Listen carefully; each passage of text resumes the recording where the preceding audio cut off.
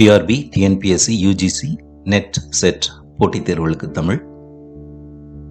அலகு 2 சொற்றொடர் அமைப்பு, சொற்பொருள் மாற்றம், பேச்சு தமிழும் எழுத்து தமிழும், கடன் வாங்கல், கலைச்சொல்லாக்கம்.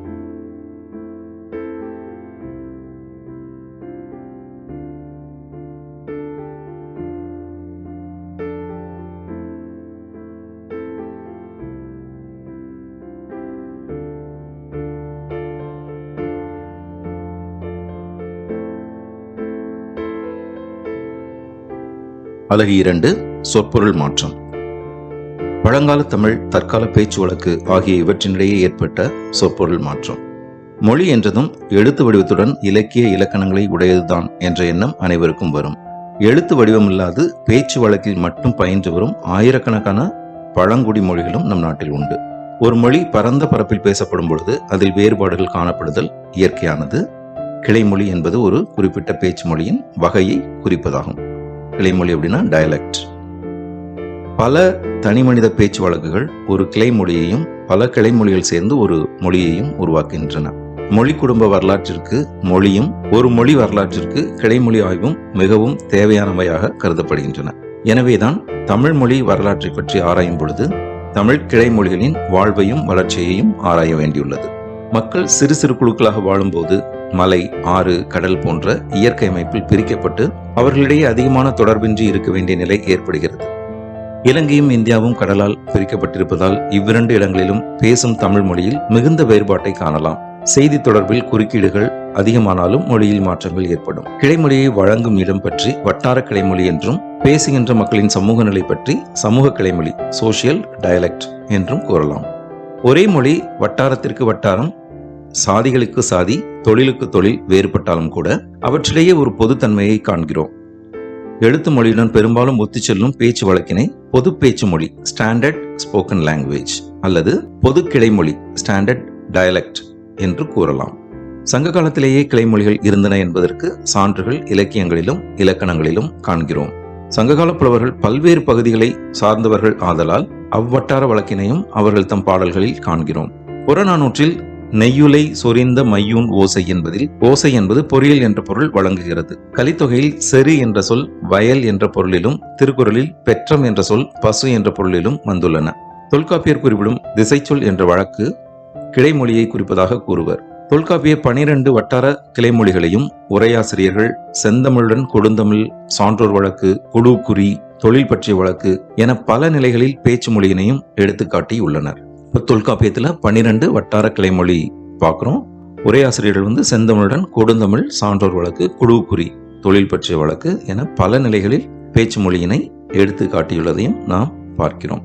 தற்கால பேச்சு மொழியிலும் தொல்காப்பியர் கால சொற்கள் சிலவும் சங்ககால சொற்கள் பலவும் வழக்கில் இருப்பினும் அந்த காலகட்டத்தில் உணர்த்தப்பட்ட பொருளில் இருந்து தற்காலத்தில் உணர்த்தப்படும் பொருள் வேறுபட்டிருப்பதை நன்கு உணர முடிகிறது. அத்தகைய மாறுபாட்டை உணர்த்த கீழ்காணும் பட்டியல் துணையாக விளங்கும். அரசு, அரசாட்சி, அரசன், தொல்காப்பியம். அரசன், அரசாட்சி, சங்க இலக்கியம். தற்கால பொருள் அரசாங்கம், கவர்மெண்ட் அப்படின்னு ஆயிடுச்சு. குடும்ப கட்டுப்பாடு பற்றி அரசாங்கத்தின் அல்லது அரசின் பிரச்சாரம் பயனளித்துள்ளது. அரசனின் ஆட்சி, rule or reign of a king. நீண்ட காலம் அரசு புரிந்தவர். நீண்ட காலம் அரசு புரிந்தவர்னா ஒரு துறையில் இணையற்றவர் என்ற பொருளில் வழங்கும் பட்டம். word added to the branch or field in which one excels used as a title. கவியரசு கண்ணதாசன் அப்படிலாம் சொல்றோம்ல. அப்ப இன்றைய காலகட்டத்தில் ஒரு துறையில நீண்ட காலம் இணையற்றவரா இருந்தாங்க அப்படின்னா அரசு அந்த துறையில ஒரு மிகச்சிறந்தவரா இருக்காரு, கவியரசு, பேரரசு அப்படின்லாம் நம்ம சொல்றோம். இரண்டாவது நெய், எண்ணெய். நெய், வெண்ணெய், வெண்ணெயை உருக்கி உண்டாக்கும் பொருள். இப்ப தற்கால பொருள் என்ன? நெய்ய, நெய்து, துணி, பாய் முதலியவற்றை உருவாக்குவதற்காக தறியில் நீளவாட்டில் நூலை அல்லது கோரையை வைத்து குறுக்குவாட்டில் கோர்த்து பின்னுதல், வீவ், அது நெய்தல் அப்படிங்கிறது இருக்கு. உருக்கிய வெண்ணெய், அதையும் நம்ம நெய் அப்படின்னு சொல்றோம். பழுது, பழுதுனா பயன்படாத நிலை. தொல்காப்பியத்துல குற்றம், தீங்கு, அது குறள்ல இருக்கு, திருக்குறள்ல. தற்கால பொருள் எப்படி வருதுன்னா சீர்கெட்ட நிலை, கோளாறு. பழுதான சாலைகளை சரி செய்யும் பணி விரைவில் தொடங்கும். இயந்திரத்தில் பழுது எங்கிருக்கிறது என்று தெரிந்தால் அல்லவா சப்பனிட முடியும். குற்றம், குறை. செய்யும் முறை எப்படி இருந்தாலும் அவரது நோக்கத்தில் யாரும் பழுது சொல்ல முடியாது, குறை சொல்ல முடியாது அப்படின்ட்டு சொல்றோம். அப்போ பழுது அப்படிங்கிறது இங்கே குறை அப்படிங்கிற மாதிரி மாறி வந்திருக்கிறது நம்ம பார்க்கலாம். உழக்கு ஓர் அளவை தொல்காப்பியத்தில், மிதித்தல் அப்படிங்கிற பொருள் கலித்தொகையில் வந்திருக்கு. கொன்று திரிதல், சினஞ்சிறந்து களன் உழக்கவும் மதுரை காஞ்சியில அந்த மாதிரி வந்திருக்கு. தற்கால பொருள் எப்படி வந்திருக்கு அப்படின்னா, முன்பு வழக்கில் இருந்த முகத்தல் அளவையான படியில் 4 பாகம் அல்லது 2 ஆளாக்கு, 1/4 of the measure which is roughly half quarter of a liter, மேற்சொன்ன அளவு குறிக்கப்பட்ட கலம், கண்டெய்னர் அப்படின்னு சொல்றோம். இப்போ அளவையை சொல்லாம அந்த கலத்தையே, கண்டெய்னரையே நம்ம உலக்கு அப்படின்னு சொல்ல ஆரம்பிச்சிட்டோம். அதுதான் கிழமை. இயல்பு, பண்பு, உரிமை அப்படின்ட்டு தொல்காப்பியத்தில் இருக்கு. கிழமைனா இயல்பு, பண்பு, உரிமை அப்படிங்கிற பொருள்லாம் வந்திருக்கு. 4 தாக்குடைய தாள வகை உரிமை அப்படிங்கிற தொல்காப்பியத்தில் இருக்கு. தற்கால பொருள் எப்படி வந்திருக்கு அப்படின்னா, வாரத்தின் 7 நாட்களையும் பொதுவாக குறிப்பிடும் சொல் அந்த மாதிரி மாறிடுச்சு. வார நாளின் பொது பெயர், திங்கட்கிழமை, செவ்வாய்க்கிழமை, அந்த மாதிரி நாட்களின் பெயர்களை குறிக்கக்கூடிய ஒரு சொல்லா வந்திருக்கு. இறுதி அப்படின்னா முடிவு, தொல்காப்பியத்தில் கேடு, முடிவு காலம் அப்படிங்கிற மாதிரிலாம் இருந்திருக்கு. தற்கால பொருள் தொடங்கப்பட்ட ஒன்று அடையும் முடிவு. இன்றுதான் இறுதி தினம், கடைசி நாள், அந்த மாதிரி. முடிவு, கடைசி. தன் வாழ்க்கையின் இறுதி கட்டத்தில் இதை எழுதினார். கச்சேரியில் இறுதி வரை யாரும் எழுந்திருக்கவில்லை அப்படிங்கிற மாதிரிலாம் வந்திருக்கு. மாற்ற முடியாதது, 2வது பொருள் மாற்ற முடியாதது. இதுதான் இறுதி தீர்ப்பு அப்படின்லாம் சொல்றோம்ல, அது மாதிரி. இதுதான் உன் இறுதியான பதிலா, அந்த மாதிரி. அதற்கு மேல் தொடராது, ஃபைனல், லாஸ்ட் அப்படிங்கிற மாதிரி. பொறியியல் கல்லூரி இறுதி ஆண்டு மாணவர்கள், இறுதி ஆட்டம் நாளை தொடங்குகிறது, இந்த மாதிரி பொருள் எல்லாம் இப்போ வருது. இறை அப்படின்னா அரசன், தொல்காப்பியத்தில். உயரம், தமையன் இறந்துபடும் செய்கை, இறைவன், திரட்சி, வீட்டிறப்பு, முன்கை, சந்து, தங்குதல், அரசன், கப்பம், தலைவன், இப்படி பல பொருட்கள்ல இறை அப்படிங்கிறது வந்திருக்கிறத நம்ம பார்க்கிறோம். தற்கால பொருள்ல இறைந்து என்னும் எச்ச வடிவம் மட்டும். சிதறுதல், இறஞ்சி கிடக்கு அப்படின்னு சொல்றோம் இல்லையா, அதுதான் சிதறுதல். அலங்கோலமாக அல்லது தாறுமாறாக விழுதல். மூடை பிரிந்து விட்டதால் வீடு முழுவதும் அரிசி இறைந்திருந்தது. திருடன் விட்டு போன வீட்டில் சாமான்கள் இறைந்து கிடந்தன. இறைக்க, இறைத்து அப்படின்னா தாறுமாறாக அள்ளி வீசுதல், சிதறச் செய்தல். காரில் இருந்தபடியே ஒருவர் துண்டு பிரச்சுரங்களை இறைத்து கொண்டு சென்றார். வேகமாக வந்த பேருந்து நடைபாதையில் நின்றிருந்தவர்கள் மீது சேற்றை வாரி இறைத்து விட்டு சென்றது. கோபத்தில் வார்த்தைகளை இறைக்காதே, பிறகு அள்ள முடியாது. வீணாக செலவு செய்தல், விரயமாக்குதல், பணத்தை இறைத்தால்தான் தேர்தலில் வெற்றி பெற முடியும் என்று ஆகிவிட்டது. இது மாதிரியான விஷயங்களுக்கு தான் இப்போ இறை அப்படிங்கிறது பயன்படுது. முன்னாடி நிறைய பொருள்ல வந்திருக்கிறத நம்ம பார்க்கிறோம். இறைக்க, இறைத்து, நீரை வெளிக்கொண்டு வருதல், வெளியேற்றுதல். ஏற்றம், இறைத்தல் அப்படின்லாம் நம்ம பார்த்துருக்கோம் இல்லையா. அது நிலக்கரி சுரங்கத்தில் புகுந்து விட்ட நீரை பெரிய இயந்திரங்களால் இறைத்தார்கள், இரிகேஷன். வயலுக்கு நீர் பாய்ச்சுதல் கூட இருந்திருக்கு. இன்னும் கிராமத்தில் மழையால் வயலுக்கு நீர் இறைப்பதை நாம் பார்க்கலாம். இறை வணக்கம், கடவுளுக்கும் நம்ம இறை வழிபாடு, இறை வணக்கம் அப்படின்னு சொல்றோம். மேற்கூறப்பட்ட பல சான்றுகளின் மூலம் பழங்கால சொற்கள் உணர்த்தும் பொருட்கள் பல இக்கால பேச்சு வழக்கில் சிற்சில மாற்றங்களை அடைந்தும் முழுமையான மாற்றங்களை அடைந்தும் மொழி வரலாற்றில் மொழி வளர்ச்சியினை புலப்படுத்துவதாக அமைந்துள்ளன. மொழி வரலாற்றிற்கு சொற்பொருள் மாற்றம் எந்த அளவில் பங்கு வகிக்கிறது என்பதை இவற்றின் மூலம் நாம் உணர்ந்து கொள்ள முடிகிறது. காலப்போக்கில் அது வேற வேற பொருட்களை அது கொண்டு வருது. சில அது இயல்பான அந்த முதலில் கூறப்பட்ட பொருளிலே வழங்கப்படுது. சொற்பொருள் கொஞ்சம் கொஞ்சமா அதோட அந்த சொல்லுக்கான பொருள் மாறிக்கொண்டே வருவதை, காலந்தோறும் மாறிக்கொண்டே வருவதையும் நம்ம பார்க்கிறோம். தமிழ் மொழியில் சொற்பொருள் மாற்ற வகைகள். தமிழ் மொழியிலும் காலத்திற்கேற்ப சொற்கள் தரும் பொருளின் மாற்றங்கள் நிகழ்ந்து வந்ததை பல்வேறு சான்றுகளின் மூலம் உணரலாம். அம்மாற்றங்களை பல வகைகளாக பின்வருமாறு காணலாம். ஒரு சொல் ஒரு பொருள். பேச்சு மொழியில் ஒரு சொல்லானது அதன் பொருளை உணர்த்துகின்றது. எழுத்து மொழியின் செல்வாக்கால் ஒரு சொல்லுக்கு ஒன்றுக்கு மேற்பட்ட பொருள்களும் வழக்கத்தில் உள்ளன. ஒரு சொல் இரு பொருளை உணர்த்தி வந்தால் அவற்றுள் ஒரு பொருள் மட்டும் வழக்கில் வழங்க மற்றொரு பொருள் அழிவையோ அல்லது திரிவையோ அடைகிறது. உதாரணத்திற்கு கவலை. இச்சொல் 2ஆக பிரியும் வழியிடத்தையும் மனக்கவலையையும் உணர்த்தி வந்தது. இப்போது மனக்கவலையை மட்டும் உணர்த்தி மற்றொரு பொருள் அழிந்துவிட்டது. அப்போ போர் என்ற சொல் வைக்கோல் போரையும் படை வகுத்து நிகழ்த்தும் போரையும் உணர்த்துவது. பண்டை காலத்தில் போரினை உணர்த்த போர்வு என்று சிறிது வேறுபட்ட சொல் வழங்கியது. இக்காலத்தில் வைக்கோல் என்ற அடையெடுத்து அப்பொருள் உணர்த்தப்படுகின்றது. வைக்கோல் போர். ஒரு பொருளுக்கு ஒரு சொல். ஒரு பொருளை உணர்த்த ஒரு சொல்லே வழங்கும். இரு சொல் வழங்கின் ஒன்று நிற்க மற்றொன்று அழிந்துவிடும் அல்லது வேறு பொருள் உணர்த்த தொடங்கும். உதாரணம் வீடு, இல், மனை. மேற்கூறிய சொற்கள் ஒரு பொருளை உணர்த்தும் சொற்களாகும். இன்று பேச்சு வழக்கில் வீடு என்ற சொல்லை அப்பொருளை உணர்த்துவதாக நிலை பெற்றுள்ளது. இல் என்பது இலக்கிய வழக்கோடு நின்றுவிட்டது. பேச்சு வழக்கில் அது அழிந்து விட்டது. மனை என்பதோ பேச்சு வழக்கிலும் வாழ்கின்றது. ஆனால் வீடு கட்டுவதற்குரிய நிலப்பகுதி என்று சிறிது வேறுபட்ட பொருளை குறிக்கின்றது.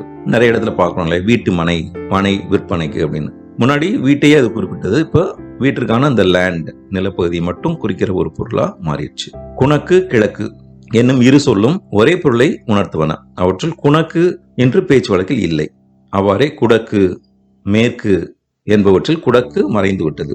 ஆனால் ஒவ்வொரு சொல்லாகவே வழங்கிய வடக்கு, தெற்கு என்பன இன்றும் வாழ்கின்றன. 2 சொற்களை கொண்டிருந்ததுல ஒரு சொல் அழிஞ்சு போச்சு அப்படின்னு நம்ம பார்க்கிறோம். ஒரு சொல் மட்டுமே இருந்திருக்கு. நடை, நடத்தல், நடக்கை, நடப்பு. இவை முதலில் ஒரு பொருளை தருவதாக வழங்கியிருக்க கூடும். இன்று இவை ஒவ்வொன்றும் வெவ்வேறு பொருளில் வழங்குகின்றன. எனினும் 4 சொற்களுமே வாழ்கின்றன. இது ஒரே பொருளை கொடுக்கிற மாதிரி இருந்தது முன்னாடி. இப்போ இந்த சொற்கள் அனைத்துமே இருக்கு, ஆனா வெவ்வேறு பொருள்ல இருக்கு அப்படிங்கறத நம்ம பார்க்கணும். சிறப்பு பொருள் பேரு. ஒரு காலத்தில் பலவற்றிற்கும் பொதுவாக இருந்த சொல் தற்காலத்தில் அவற்றில் ஒன்றையே உணர்த்துவதை சிறப்பு பொருட்பேறு என்பர். தங்கம், வெள்ளி, செம்பு முதலியவற்றை குறித்த பொன் என்ற சொல் இன்று தங்கத்தை மட்டும் குறிக்கின்றது. எள்ளின் பாலின் நெய் முதலியவற்றை குறித்த நெய் என்ற சொல் இன்று பாலின் நெய்யை மட்டுமே குறிக்கின்றது. பழையது, பழமையானவற்றை குறித்த பழையது என்ற சொல் இன்று பழைய சோற்றை மட்டுமே குறிக்கின்றது. இழவு, எப்பொருளை இழந்தாலும் அதனை குறித்த இழவு என்ற சொல் இன்று இறப்பாகிய சாவை மட்டுமே உணர்த்துகின்றது. இழவு அப்படின்னா இழப்பு அப்படின்னு தான் பொருள். எதை இழந்தாலுமே அது இழவு அப்படின்னு முன்னாடி சொல்லியிருக்காங்க. இப்போ இழவு என்பது இறப்பை மட்டுமே உணர்த்துவதா இருக்குது. புல், புறக்கால் உடைய பலவற்றையும் உணர்த்திய புல் என்ற சொல் இன்று நிலத்தில் வளரும் புல்லை மட்டுமே குறிக்கின்றது. மான், விலங்குகளை பொதுவாக குறித்த மான் என்ற சொல் இன்று மான் இனம், அந்த ஒரு இனத்தை மட்டுமே குறிக்கிறது. ஸோ முன்னாடி மான் அப்படிங்கிறது விலங்கு இனம் மொத்தமாக குறித்த ஒரு சொல்லா இருந்திருக்கு.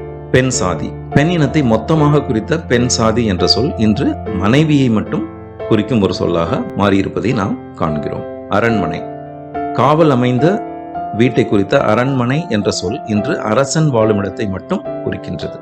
காவல் அமைந்த வீடு அப்படின்னாலே அது அரண் மிகுந்த மனை, காவல் இருக்கக்கூடிய வீடு அப்படின்னு பேரு, அரண்மனை. இப்போ அரண்மனை அப்படிங்கிறது அரசன் வாழக்கூடிய இடமா மாறிடுச்சு, அல்லது அந்த பொருள்ல வழங்குகிறது. கல்லறை, கல்லால் கட்டப்பெற்ற அறையை குறித்த கல்லறை என்ற சொல் இன்று இறந்தவர் மீது கட்டப்படும் அறையை மட்டுமே குறிப்பதாக இருக்கிறது. கல்லறை அப்படின்னா கல்லால் கட்டப்பெற்ற அறை, அதுதான் கல்லறை அப்படின்ட்டு முன்னாடி சொல்லியிருக்காங்க. இப்ப கல்லறை அப்படின்னாலே இறந்தவரை புதைத்து அதன் மேல் எழுப்பப்படும் ஒரு கட்டிடமா நம்ம சொல்றோம் கல்லறைய. பருப்பொருள் பேரு, கான்கிரீஷன். முதலில் நுண்மையான பொருளை உணர்த்தி வந்த சொல் பின்னர் பருப்பொருளை உணர்த்த தொடங்கியது. எடுத்துக்காட்டு விருந்து. இச்சொல் புதுமை என்னும் பண்பை உணர்த்தி வந்தது. இப்போது வீட்டிற்கு புதிதாக வந்தவரையும் குறிப்பிட்ட நிகழ்ச்சிகளில் இடம்பெறும் சிறப்பு உணவையும் உணர்த்துதலையும் காண முடிகிறது. இன்று விருந்து அப்படின்னால விருந்தினர் வந்திருக்கிறாங்க, இன்னைக்கு என்ன விருந்து, அந்த மாதிரிலாம் நம்ம சொல்றோம். புதுமை அப்படிங்கிற பொருள் தான் உணர்த்தி வந்தது. மென்பொருள் பேரு, ஹைப்பர்போல். முன்பு வன்மையான பொருளுடையதாக வழங்கிய சொல்லை தற்போது சிறிது வன்மை குறைந்த ஒன்று கூறியதாக மென்மைப்படுத்தி வழங்குகின்றனர். எடுத்துக்காட்டு அமர்க்களம். அமர்க்களம் என்ற சொல் பழங்காலத்தில் 4 வகை படையுடன் போரிட்ட யானையையும் குதிரையையும் மனிதரும் அழியும் இடத்தையும் குறித்தது. இப்போது வீட்டின் ஒரு பகுதியில் சிறுவர்கள் ஆரவாரம் செய்து விளையாடி குழப்பம் உண்டாக்குவதையும் இது போன்றவற்றையும் உணர்த்துகின்றது. அமர்க்களம் பண்றான், ரொம்ப அமர்க்களமா இருந்தது அப்படிங்கிறது முன்னாடி வன்மையான ஒரு பொருளை குறித்த சொல்லா இருந்தது. இப்போது மென்மையா அது மாறிடுச்சு. வன்பொருள் பேரு லிட்டோடெஸ். முன்னர் மென்மையான பொருளுடன் வழங்கிய சொல்லை இப்போது வன்மையான பொருள் உணர்த்த வழங்குகின்றனர். எடுத்துக்காட்டு அவர் அங்கே ஒளிந்தார் என்றால் பழங்காலத்தில் மற்றவர்களோடு வெளியே புறப்படாமல் அவ்விடத்திலேயே நின்று விட்டார் என்பது பொருளாகும். இக்காலத்தில் அழிந்து விட்டார் என்ற பொருள் தருகிறது. ஒளிந்தார்னா இறந்தே போயிட்டாரு, காணாம போயிட்டாரு அப்படிங்கிற மாதிரி. முன்னாடி ஒளிந்தார் அப்படின்னா அந்த இடத்திலே நின்னுட்டாரு அப்படின்னு அர்த்தம். மங்கள வழக்கு, மெலியோரேட்டிவ் டெண்டன்சி. மங்களம் அல்லாதவற்றை கூறும்போது மங்களமான வேறு சொற்களால் மறைத்து கூறுவோம். அதனால் அச்சொற்களின் பொருள் வேறுபடுகின்றது. எடுத்துக்காட்டு துஞ்சினார் மறைந்தார் என்ற சொற்கள் இவ்வாறே செத்தார் என்ற பொருள் உணர்த்துவனவாயின. துஞ்சினார் மறைந்தார் அப்படிங்கிறது இறந்தார். இடக்கரடக்கல், நாகரிகம் அல்லாத சொற்களை மறைத்து அவற்றின் பொருளை நாகரிகமான பிற சொற்களால் புலப்படுத்துவோம். அதனால் அச்சொற்களும் பொருள் வேறுபடுவதை காண முடிகிறது. எடுத்துக்காட்டு வாய் பூசல், உணவுக்கு பிறகு கை வாய் தூய்மையாக்குதல், கால் கழுவுதல் அப்படிங்கிறதுக்கான இன்றைய பொருள் நமக்கு என்னன்னு தெரியும். இதுதான் இடக்கரடக்கல், நாகரிகம் இல்லாத சொற்களை மறைத்து நாகரிகமா அதை சொல்றது அப்படின்னு சொல்லுவோம். ஆகு பெயர், மெட்டோனமி, ஆகு பெயர். ஒரு பொருளின் பெயர் அதனோடு தொடர்புடைய மற்றொரு பொருளை குறிக்க வழங்குவதே ஆகு பெயர். எடுத்துக்காட்டு வெற்றிலை என்பது சினைக்கு பெயர். வெற்றிலை நட்டான் என்பதில் முதலுக்கு பெயராகி நின்றது. செடிக்கு பெயரா அது நிக்குது. வெற்றிலை. உலகம் என்பது இடத்தின் பெயர். உலகம் பொல்லாதது என்பதில் உலக மக்களை உணர்த்துகின்றது. இவ்வாறே காலம், பண்பு, தொழில் முதலிய பலவற்றின் பெயர்கள் அவற்றோடு தொடர்புடையவற்றை உணர்த்துதல் உண்டு. வெற்றிலை என்பது அந்த இலையை போய் நடுறது கிடையாது. வெற்றிலை செடியை நட்டான் அப்படிங்கிறது தான் அந்த செடிக்கு பெயரே வெற்றிலை அப்படிங்கிறது ஆகி வந்திருக்கு. உலக மக்களை, உலகம் என்பது உலக மக்களுக்கான பெயரா ஆகி வந்திருக்கு. அதுதான் ஆகு பெயர். உருவகம், மெட்டபர். ஒரு பொருளை அதற்கு உரிய சொல்லால் உணர்த்தாமல் தெளிவாக்க விரும்பி உருவகப்படுத்தி அந்த உருவ சொல்லால் உணர்த்துவது. எடுத்துக்காட்டு, பழுத்த கிழவர் என்பதில் பழுத்தல் என்பது உருவகமாகி பொருள் உணர்த்துதலை காண முடிகிறது. பழுத்தல் பழத்தின் தன்மை ஆதலின் இங்கு கிழவர் பழம்போல் ஆனவர் என்று பொருள் பயக்கின்றது. பழுத்த கிழவர் அப்படின்னா ரொம்ப வயசானவர், மிகவும் அனுபவம் வாய்ந்தவர் அப்படின்லாம் நம்ம எடுத்துக்கலாம். என்னடா ரொம்ப பழம் போல பேசுற அப்படின்னு இன்றைய மாணவர்கள் சொல்வதை நம்ம காண முடிகிறது. பந்தலின் கால், மனையின் அடி, புட்டியின் கழுத்து, நாற்காலியின் கை, மரத்தின் இலை, கட்டுரையின் தலைப்புச் சொற்கள் முதலியவை உருவக பொருள் உணர்த்துதலை காணலாம். 1-2 பேச்சு தமிழும் எழுத்து தமிழும். தமிழ் அதன் பல்வேறுபட்ட வட்டார வழக்குகளுக்கு மேலதிகமாக இலக்கியங்களில் பயன்படும் முறையான செந்தமிழுக்கும் கொடுந்தமிழ் என வழங்கப்படும் பேச்சு தமிழுக்கும் இடையே தெளிவான இரு வடிவத்தன்மை காணப்படுகின்றது. டயக்லோசியா அப்படின்னு சொல்லுவாங்க. தமிழோட இருவடிவத்தன்மை அதுக்கு பேரு. செந்தமிழுக்கும் கொடுந்தமிழ், பேச்சு தமிழுக்கும் செந்தமிழுக்கும் தெளிவான ஒரு வித்தியாசம் இருக்கிறத நம்ம பார்க்க முடியாது. அதுக்கு பேர் டயக்லோசியா, இருவடிவத்தன்மை. இங்கே கொடுந்தமிழ் என்பது அனைத்து வட்டார பேச்சு தமிழ் வழக்குகளையும் பொதுவாக குறிக்கும் ஒரு சொற்பயன்பாடு ஆகும். இந்த இருவடிவத்தன்மை பண்டை காலம் முதலே தமிழில் இருந்து வருவதை கோவில் கல்வெட்டுகளில் காணப்படும் தமிழ் சமகால இலக்கிய தமிழ் என்றும் குறிப்பிடத்தக்க அளவு வேறுபட்டு காணப்படுவதில் இருந்து அறிந்து கொள்ள முடியும். இவ்வாறு செந்தமிழ் எந்த வட்டார மொழி வழக்கையும் சாராது இருப்பதனால் எழுத்து தமிழ் வழங்கும் பல்வேறு பகுதிகளிலும் ஒன்றாகவே இருப்பதை காணலாம். தற்காலத்தில் எழுதுவதற்கும் மேடை பேச்சுக்கும் செந்தமிழே பொதுவாக பயன்படுத்தப்படுகின்றது. எடுத்துக்காட்டாக, செந்தமிழ் பாட நூல்களுக்குரிய மொழியாகவும் பெருமளவுக்கு இலக்கிய மொழியாகவும் மேடை பேச்சுகளுக்கும் விவாதங்களுக்கும் உரிய மொழியாகவும் விளங்கி வருகிறது. அண்மை காலங்களில் மரபு வழியில் செந்தமிழுக்குரிய துறைகளாக இருந்து வந்த பகுதிகளிலும் கொடுந்தமிழ் பயன்பாடு அதிகரித்து வருவதை காண முடிகின்றது.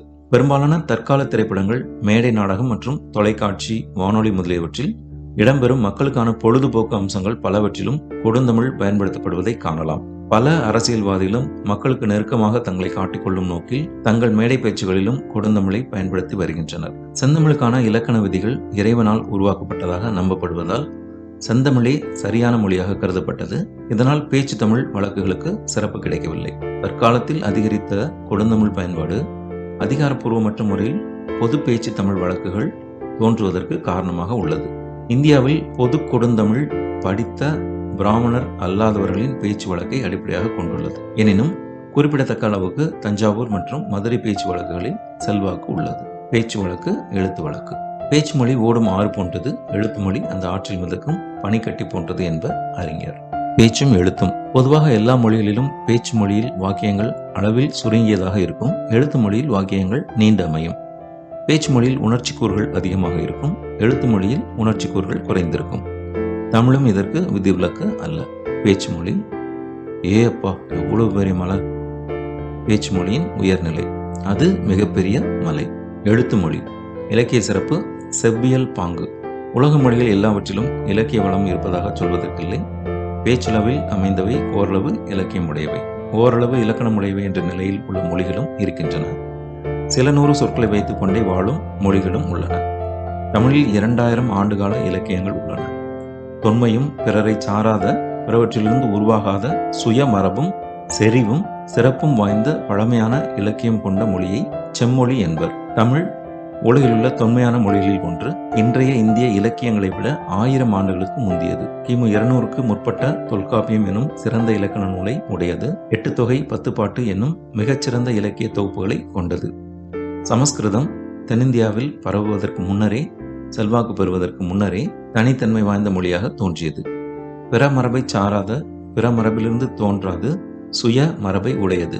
எனவே தமிழும் கிரேக்கம், லத்தீன், சீனம், பெர்ஜியன், சமஸ்கிருதம் போன்ற உலக செம்மொழிகளில் ஒன்று என அறிஞர் ஜார்ஜ் ஹர்ட் என்பவர் குறிப்பிடுகிறார். ஒருவர் தன் கருத்தை எழுத்தாக வடிப்பது எழுத்து மொழி. பேச்சு மொழி இடத்திற்கு இடம், சமுதாயத்துக்கு சமுதாயம் மிக வேறுபடும். எழுத்து தமிழில் அத்தகைய வேறுபாடுகள் மிகவும் குறைவு. தென்னிந்திய மொழிகளில் தற்கால தெலுங்கு இலக்கியம் கையாளும் மொழிக்கும் பேசும் தெலுங்கிற்கும் அதிக வேறுபாடு இல்லை. கன்னடத்தில் ஓரளவு வேறுபாடு காணப்படுகின்றது. ஆனால் பேச்சும் எழுத்தும் மிக விலகி நிற்பது தமிழ் மொழியில்தான். இன்றைய பேச்சு தமிழும் எழுத்து தமிழும் இருவேறு மொழிகளோ என சந்தேகம் கொள்ளும் அளவிற்கு வேறுபட்டு நிற்கின்றன. புத்தகத்தில் தமிழ் படித்த வெளிநாட்டார் அல்லது அயல் மாநிலத்தார் இங்கு வந்தால் தமிழ் மக்கள் பேசுவதை புரிந்து கொள்வதே சிரமம். வங்காள மொழியும் வெகு காலமாக எழுத்து மொழியான சாது பாஷை, பேசும் மொழியான சலித் பாஷை என 2 பிரிவுகளாக வேறுபட்டு நின்றன. பின் மகாகவி ரவீந்திரநாத் தாகூர் போன்றோரின் முயற்சியால் இரண்டும் ஒன்றாகியது. இன்று பேசும் மொழியான சலித் பாஷை மட்டுமே உள்ளது. தமிழகத்தில் இன்று பேச்சு தமிழே பத்திரிகை, தொலைக்காட்சிகளில் பயன்பட்டு வருகின்றது. உரைநடை வடிவங்களான நாவல், சிறுகதை, ஓரளவு கவிதை ஆகியவற்றில் இன்று பேச்சு தமிழே பெரிதும் பயன்படுத்தப்படுகின்றது. சொல் எழுத்தின் வகைப்பாடுகள். எழுத்து முறையில் ஓவிய எழுத்து முறை, பிக்டோரியல் ரைட்டிங் சிஸ்டம் மற்றும் ஒளியனியல் எழுத்து முறை, ஃபோனலாஜிக்கல் ரைட்டிங் சிஸ்டம் போன்றவை உள்ளன. ஓவிய எழுத்தில் உள்ள உருபன்களுக்கும் தனித்தனி எழுத்துக்கள் இருப்பதால் சொல்லெழுத்து பயன்பாட்டில் கடினம் ஏதும் இருக்காது என எதிர்பார்க்கலாம். ஆனால் ஒளியனியல் எழுத்து முறையில் சொற்களின் ஒளியனை எழுதும் முறையிலும் ஒளியனுக்கும் எழுத்துக்கும் உருபனுக்கும் உள்ள உறவு நிலையிலும் பல வகையான சொல்லெழுத்து முறைகளை காண முடிகிறது. ஒளியன் சொல்லெழுத்து ஃபோனீமிக் ஸ்பெல்லிங். சொற்கள் மாற்று வடிவம் பெற்றிருக்கும் போது செம், செவ், செங் எல்லா மாற்று வடிவத்தையும் அதன் ஒளியன் அமைப்பிற்கு ஏற்ப எழுதினால் அதன் ஒளியன் சொல்லெழுத்து எனலாம். சிவப்பு என்ற பொருளை உணர்த்த வேறு வேறு வடிவத்தில் செம், செவ், செங் சொல்லெழுத்து அமைந்து வருகிறது. இது போன்றே ஆங்கில மொழியில் எதிர்மறை பொருளை உணர்த்த வேறு வேறு சொல்லெழுத்துக்களை பயன்படுத்துகின்றனர். சான்று இம்பாசிபிள், இல்லீகல், இர்ரெகுலர், இன்டீசென்ட். இதனையே ஒளியன் சொல்லெழுத்து எனலாம். Phonemic spelling. உருபொலியன் சொல்லெழுத்து மார்போ ஃபோனீமிக் ஸ்பெல்லிங். மாற்றுருபுகள் அல்லோமார்ப்ஸ் ஒளியனில் வேறுபட்டாலும் எழுத்து வடிவில் ரிட்டன் ஃபார்ம் வேறுபடாது வரும். இதனை உருபொலியன் சொல்லெழுத்து எனலாம். சான்று எழுத்து வடிவம் ரிட்டன் ஃபார்ம், ஒளி வடிவம் சவுண்ட் ஃபார்ம். தலைவர், தலைவரு, தலைமை. தலைமை அப்படிங்கிறது நம்ம தலைமை அப்படின்னு சொல்றோம் இல்லையா, அது மாதிரி. தலைவர்னா தலைவரு அப்படிங்கிற மாதிரி. இப்போ பேச்சு தமிழில் தலைவர் என்பதை தலைவரு என்று உச்சரிக்கும் போது தலை என்ற ஒலி மாறாமல் வருவதை நம்மால் உணர முடிகிறது. அதே சமயம் தலைமை என்பதை தலமா என்று உச்சரிப்பதை நம்மால் உணர முடிகிறது. எவ்வாறெனில் தலைமை என்னும் இச்சொல்லில் 2 ஐகள் இருப்பதை காண முடிகிறது. ஆதலால் முதலில் வரும் லை, ல என்ற ஒலியுடனும் இரண்டாவது வரும் மை, ம என்ற ஒலியுடனும் அதனுடைய உண்மையான உச்சரிப்பு குறைக்கப்பட்டு ஐ என்பது 2 இடங்களில் அ என உச்சரிக்கப்படுகின்றது. ஆனால் இவற்றை எழுதும் போது தலைமை என்றே எழுதுகிறோம். இதுவே உருபொலியன் சொல்லெழுத்து ஆகும். உருபு சொல்லெழுத்து மார்பீமிக் ஸ்பெல்லிங். ஒரேவித உச்சரிப்பு ப்ரொனன்சியேஷன் அல்லது ஒலியன்களை உடையவற்றை 2 உருபன் என்று சுட்டிக்காட்டும் வகையில் 2 விதமாக எழுதலாம். இதனையே உருபு சொல்லெழுத்து என்கின்றனர் மொழியியலார்.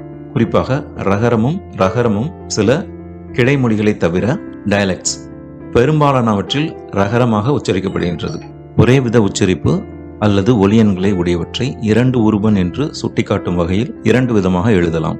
இதனையே உருபு சொல்லெழுத்து என்கின்றனர் மொழியியலார். குறிப்பாக ரகரமும் ரகரமும் சில கிளைமொழிகளை தவிர பெரும்பாலானவற்றில் ரகரமாக உச்சரிக்கப்படுகின்றது. சான்று மரம், மரம், மரம். அறை, அறை, அறை. கரி, கரி, கரி. தமிழ் மொழியானது இரட்டை வழக்கினை கொண்டதாகும். இரட்டை வழக்கு என்பது தமிழை எழுதும்போது ஒரு விதமாகவும் இதனை எழுத்து தமிழ் என்பர், பேசும்போது இன்னொரு விதமாகவும் இதனை பேச்சு தமிழ் என்பர். பேசுகிறோம். அவ்வாறாக வரும்போது எழுத்து தமிழில் மரம், மரம் என்னும் இருவேறு பொருட்களை உடைய சொற்களை பேச்சு தமிழில் மரம் என ஒரே விதமாக உச்சரிக்கிறோம். இதனை உருபு சொல்லெழுத்து என்று அழைக்கிறோம். அதுபோன்று இந்து, ந, இன், ந, ழ, ழ என்று எழுத்தில் மட்டும் வேறுபடுவன எல்லாம் ஒரே உச்சரிப்பை கொண்டு வேறு வேறு பொருளை உணர்த்துகின்றன. ஆங்கில மொழியிலும் இது போன்றவற்றை காணலாம். சான்று ஐ ரீட் நவ். இப்போது நான் படிக்கிறேன். Yesterday he red. நேற்று அவன் படித்தான். இங்கு ஒரே வித எழுத்து வெவ்வேறான உச்சரிப்பு. இதன் மூலம் பொருள் வேறுபடுவதை காணலாம்.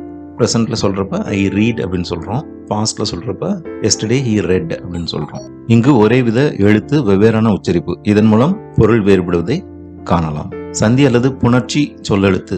ஒரே ஒலியை உடைய சொற்கள் புணர்ச்சி நிலையில் வேறுபட்டு விளங்குகின்றன. தமிழ் மொழியில் பேச்சு மொழிக்கும் எழுத்து தமிழுக்கும் இடையே அது போன்ற புணர்ச்சி மாற்றத்தை நம்மால் உணர முடிகிறது. பேச்சு மொழிக்கு எழுத்துரு இல்லாவிட்டாலும் உணரலாம் அல்லவா? மொழியியலின் அடிப்படையில் பயிலுவதால் பேச்சு மொழியில் இருந்தும் சான்றுகளை கொடுக்க வேண்டியுள்ளது அவசியமாகிறது. சான்று பயிறு, பயிர். பயிறு என்று பேச்சு மொழியில் வழங்குவதை எழுத்து மொழியில் பயிர் என்றும் பயிறு என்றும் எழுதுகிறோம். இதுவும் உருபு சொல்லெழுத்தில் அடங்கும். ஆயினும் அவை இரண்டும் புணர்ச்சியின் போது மாறுகின்றன. எழுத்து மொழியில் பேச்சு மொழி. பயிர், பயிரில், பயிர்ல, பயிறு, பயிற்றில், பயித்தில், பயிற்றை, பயித்தை. இந்த சொற்கள் பயன்படும் விதத்தை முழுவதுமாக அறியும் போது அவற்றின் சொல்லெழுத்து வேறுபடுவதை நன்கு உணர்ந்து கொள்ள முடிகிறது. இவையே பிற்காலத்தில் சொல்லெழுத்து வளர்ச்சியில் நிலைநாட்டப்படுகின்றன. ஓரெழுத்து பன்மொழி சொல்லெழுத்து ஹோமோகிராஃபமிக் ஸ்பெல்லிங். இரண்டு வித ஒலியன் அமைப்பை உடைய சொற்கள் ஒரே வித சொல்லெழுத்தால் எழுதப்படுவதும் உண்டு. சான்று பாவம், பாவம், சின், பாவம், எக்ஸ்பிரஷன். ஆனால் எழுத்துல பாவம் அப்படிதான் எழுத முடியும். இது போன்ற சொற்கள் பெரும்பாலும் பிற மொழியிலிருந்து கடன் வாங்கப்பட்ட சொற்களாகவே இருக்கும். இவ்வாறாக வருவதை ஓரெழுத்து பன்மொழி சொல்லெழுத்து எனலாம். உருபன் எழுத்தன் சொல்லெழுத்து மார்போகிராஃபின் ஸ்பெல்லிங். ஒரு சொல்லில் உள்ள ஒரு குறிப்பிட்ட எழுத்தானது சொல்லின் இறுதியில் வரும்போது ஒரு வடிவமும் சொல்லின் இடையில் வரும்போது இன்னொரு வடிவமும் அந்த ஒலியன் ஏற்று வருவதை உருபு எழுத்தன் சொல்லெழுத்து எனலாம். ஆங்கிலத்தில் பியூட்டி என்ற சொல்லின் இறுதி எழுத்து ஒய். ஆனால் பியூட்டிஃபுல் என்ற சொல்லில் அதே ஒலியன் நடுவில் வரும்போது ஐ ஆக மாறி வருகிறது எனலாம். அதுபோலவே தமிழில் பிறமொழி சொற்களை தமிழ் எழுத்தில் எழுதும் போது அது போன்ற மாற்றங்கள் நிகழ்கின்றன. போலீஸ், போலீசார். போலீஸ் என்று முடியும் போது இஸ் என்ற எழுத்து வருகிறது. போலீசார் என்று எழுதுறப்ப சா நம்ம போடுறோம். காங்கிரஸ், காங்கிரசார். Office, officer. இந்த வகை சொல்லெழுத்துக்களைப் போல் ஆங்கிலத்தில் சொற்களை பயன்படுத்துவோரிடம் இன்னொரு வகை சொல்லெழுத்தை காண முடிகிறது. ஒலிப்பிலா வல்லொலியை வாய்ஸ்லெஸ் ஸ்டாப். ஒரு சொல்லுக்கு இறுதியில் வரும்போது ஒரு வல்லெழுத்தாலும் இடையே வரும்போது இரண்டு வல்லெழுத்தாலும் எழுதுகிறார்கள். சான்று பீச், பீச்சில், டேப், டேப்பில். சொல்லெழுத்தில் மாற்றங்கள் ஏற்படுவது உலக மொழிகளில் இயல்பான ஒன்றாகும். மொழியானது காலந்தோறும் சூழலுக்கு ஏற்ப மாறும் தன்மை உடையது. சொல்லெழுத்தில் மாற்றங்கள் ஏற்படுவதை தடுக்கவும் முடியாது. முற்காலத்தில் இலக்கிய தமிழ் பக்தி இலக்கியமாகவும் காப்பியங்களாகவும் புலவர்களால் இயற்றப்பட்டன. அக்காலத்தில் கல்வெட்டுகளையும் ஜோதிட மருத்துவ நூல்களையும் எழுதியவர்கள் சாதாரணமாக படித்தவர்களே. அவர்கள் புலவர்களைப் போல் புலமை பெற்றிருக்கவில்லை. இவர்களால் பேச்சு மொழியில்தான் எதையும் வடிக்க முடியும். இது போன்ற காரணங்களாலும் சொல்லெழுத்தில் மாற்றங்கள் ஏற்பட்டன எனலாம். அதுபோலவே இன்றைய எழுத்து மொழியில் சொற்கள் பழைய வழக்கிலிருந்து மாறுபட்டு காணப்படுகின்றனவற்றையெல்லாம் பிழைகள் என கருதக்கூடாது. அவ்வகையான மாற்றங்களுக்கான காரணங்களை ஆராய்ந்தால் அவற்றுள் சில கிளைமொழி தமிழின் நேரடி செல்வாக்கு என்றும் சில பேச்சு மொழியை ஒட்டி எழுத்து மொழியில் ஏற்பட்ட மாறுபாடு என்றும் உணர்ந்து கொள்ள முடியும். சான்று 300 என்று இன்று எழுதுவதை காண முடிகிறது. இதனை பார்த்து நம்முடைய இலக்கண அறிவை காட்டும் விதமாகவே பழைய இலக்கிய மேற்கோள்களை காட்டி புதிய சொல்லெழுத்துக்களை தவறு என்று சுட்டுவது தவறு எனலாம். 3 என்பதன் அடிப்படை வடிவம் மூ ஆகும். இதனை அடிப்படையாக கொண்டு மூ கூட்டல் 100 300 என்றாகி இந்து இன் போன்ற ஒலியன்களுக்கு வேறுபாடு இன்றைய அளவில் பேச்சு தமிழில் காணப்படாததால் 300 என்று பலராலும் எழுதப்பட்டு வருகிறது. இது இலக்கணப்படி தவறாக இருந்தாலும் இன்றைய சூழ்நிலையில் ஏற்றுக்கொள்ள வேண்டிய அவசியம் இருக்கிறது. நன்றி. TRB, TNPSC, UGC, NET, SET போட்டித் தேர்வுகளுக்கு தமிழ் அலகு 1 முதல் அலகு 11 வரையிலான காணொளிகள் வயத்தலைமைகள் சேனலில் கொடுக்கப்பட்டுள்ளன. அவற்றை படித்து போட்டித் தேர்வுகளில் வெற்றி பெற வாழ்த்துகிறோம். நன்றி.